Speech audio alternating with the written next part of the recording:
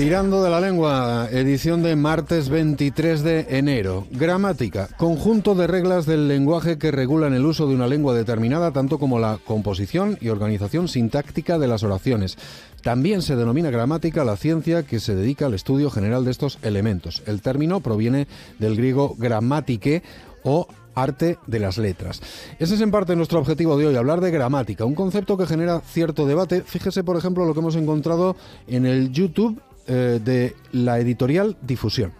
La enseñanza de la gramática es el aspecto de la metodología del aprendizaje de lenguas que más debate y más acaloradas polémicas ha despertado a lo largo de su historia. Y este debate todavía sigue abierto. Existe todo tipo de posturas en torno al tema, desde la negación total de la utilidad de trabajar y explicar la gramática hasta aquellos que la conciben como el centro de la programación, como el gran motor del aprendizaje. Las principales preguntas siguen abiertas. ¿Hay que explicar la gramática? ¿Cuándo? ¿Hasta qué punto? ¿A quién? ¿A todos los alumnos por igual? Todo profesor sabe. Ya lo ha oído, hay quienes la conciben como el centro y quienes niegan su utilidad. Fíjese, frases célebres sobre la gramática. Sentencioso, por ejemplo, Gabriel García Márquez. El deber de los escritores no es conservar el lenguaje, sino abrirle camino en la historia. Los gramáticos revientan de ira con nuestros desatinos, pero los del siglo siguiente lo recogen como genialidades de la lengua, de modo que tranquilos todos, no hay pleito, nos vemos en el tercer milenio. En el lado opuesto, la escritora, guionista y directora francesa Delphine de Vigan. Los que creen que la gramática es un conjunto de reglas y prohibiciones se equivocan. Si nos dedicamos a ella, la gramática revela el sentido oculto de la historia, disimula el desorden y el abandono, enlaza elementos, aproxima a los contrarios. La gramática es un método formidable de organizar el mundo como querríamos que fuese. Bueno, eso son opiniones. Vamos a preguntarle la suya a Aránzazu Bernardo, profesora en la Facultad de Educación de Toledo, Departamento de Filología Hispánica y Clásica. Aránzazu, buenas noches. Hola, Pachi, ¿cómo estás? Muy buenas noches. ¿Qué tal? Encantada de acompañaros de nuevo. Bueno, has puesto por título a la sección de hoy una misma gramática con distintos trajes, pero antes de entrar en esa materia, ¿con qué afirmación te identifican más? ¿Con García Márquez o con Delphine de Vigan? Pues a ver, estamos diciendo que nadie se ponía de acuerdo, no nos vamos a poner nosotros, ¿eh? Pues no me voy a mojar. Yo creo que las dos frases son estupendas y ambas pues confirman un poco de lo que vamos a hablar, que todo es cuestión de perspectiva. Claro. La gramática, como todo, se interpreta dependiendo del momento, pero al mismo tiempo, bueno, es un pilar imprescindible, ¿no? Porque todo entendimiento es gracias a la gramática.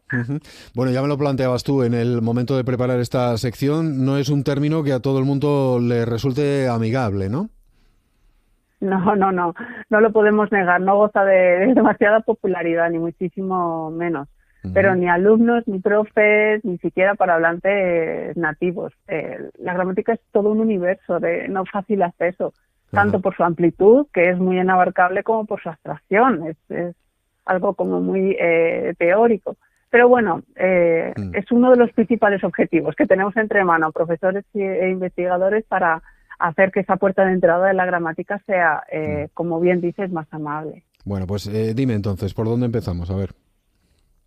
Pues, ¿qué te parece si empezamos por reconocer de qué estamos hablando, ¿no? Cuando pensamos en gramática. Esas distintas perspectivas de las que estamos hablando están principalmente basadas en una cosa, y es que la gramática se estudia desde siempre a partir de una asociación entre forma, entendiendo forma pues todo lo que conocemos del código lingüístico, sus componentes, la manera en que se combinan, la ortografía, la morfología, la sintaxis, aquello que se enmarca, digamos, en el plano de la expresión, ¿de acuerdo?, de lo que utilizamos para expresarnos. Y esta forma tiene una pareja inseparable, que es el significado al que está vinculado. Y este significado hace referencia al plano de la realidad, las ideas, lo que representamos mentalmente. Sí. Entonces, este noviazgo entre componentes de la lengua y la realidad a la que hace referencia es donde se sitúan esas distintas gramáticas que aportan diferentes perspectivas de una misma gramática, en nuestro caso la gramática del español. Claro. Si me permite, a lo largo de la historia, estos distintos trajes o perspectivas no se deben más que una cosa, y es el protagonismo que tiene o uno, la forma, u otro, el significado. Bueno, entiendo que todo esto que estás comentando guarda relación con el título que proponías, varios trajes para una misma gramática. Sí, sí, eso es. Como te decía, la lengua funciona gracias a esta asociación, forma, significado. Saber a cuál de los dos aspectos se ha prestado o se presta más especial atención ha dado lugar a las distintas maneras de vestirse, de concebir esta gramática. Históricamente, la forma era la base explicativa de toda la gramática y con posterioridad ha sido el contexto y el significado quien ha llegado en ocasiones, como decía la editorial Edinumen, a prácticamente suplantar el interés por los propios componentes de la gramática. Y entonces, volviendo también al título de la sección, ¿qué tipo de trajes tenemos en el armario? Bueno, pues empecemos con el primer atuendo. Como decíamos, históricamente la gramática se ha abarcado con una intención descriptiva, ¿de acuerdo? Para clasificar categorías de todos esos componentes del lenguaje, tanto en el aprendizaje de la lengua materna como en la lengua extranjera, no hay distinción. Y el objetivo principal, ¿cuál es? Conocer qué forma tiene la lengua y cómo funciona, cómo se combinan los elementos, qué tipos hay, qué nombres reciben.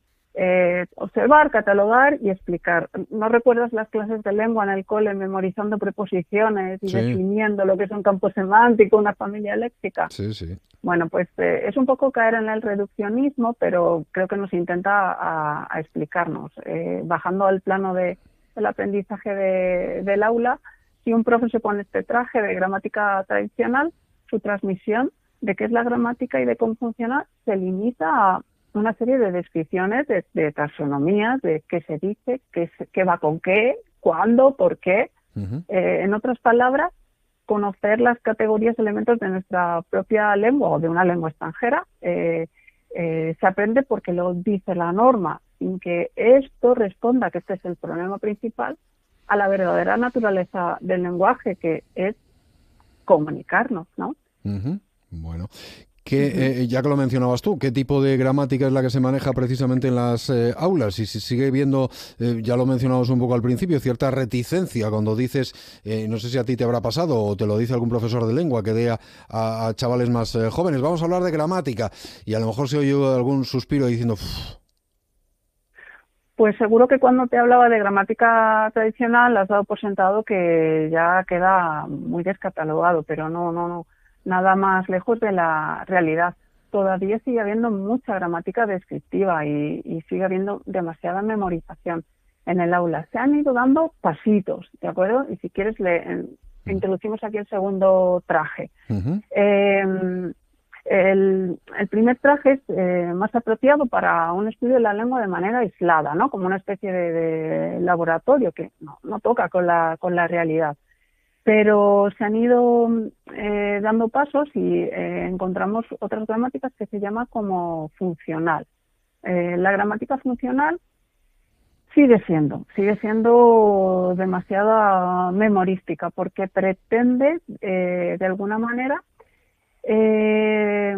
vincular. Ahora sí que se pone en marcha el contexto, ¿de acuerdo? Sí que se tiene en cuenta el contexto a partir de las funciones. Imagina que todas las maneras, todas las intenciones que tenemos para expresarnos, tenemos que llevarlas al aula y tratar de vincularlas con una serie de expresiones específicas. Pues difícil.